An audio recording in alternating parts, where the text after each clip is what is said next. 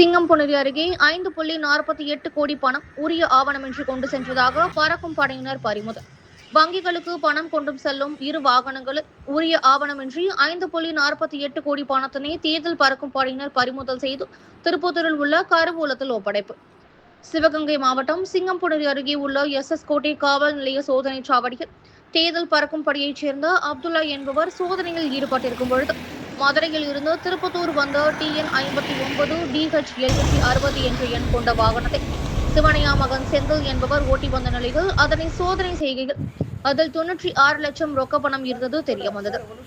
மேலும் இதனை மதுரையில் இருந்து திருப்பத்தூர், தேவக்கோட்டை போன்ற பகுதிகளில் உள்ள தனியார் வங்கிகளுக்கு கொண்டு செல்வதாக ஓட்டுநர் செந்தில் கூறியுள்ளார். அதேபோல் திண்டுக்கல் பகுதியைச் சேர்ந்த செல்வராஜ் மகன் பிரவீன்குமார் என்பவர் ஓட்டி வந்த வண்டி எண் TN 09 DE 0626 வாகனத்தை சோதனை செய்தபோது அதில் புதுக்கோட்டை, திருப்பத்தூர் ஆகிய பகுதிகளில் தனியார் வங்கிகளிலிருந்து மதுரை உத்தங்குடி கருவூலத்திற்கு 4,52 லட்சம் ரொக்க பணம் கொண்டு செல்வதாக கூறியுள்ளார். எனவே இரு வண்டிகளில் இருந்தும் மொத்தமாக 5,48 லட்சம் பணத்தினை உரிய ஆவணமின்றி கொண்டு வந்ததற்காக அவற்றை பறிமுதல் செய்த பறக்கும் படை அலுவலர் அப்துல்லா திருப்பத்தூரில் உள்ள அரசு கருவூலத்தில் ஒப்படைத்தார்.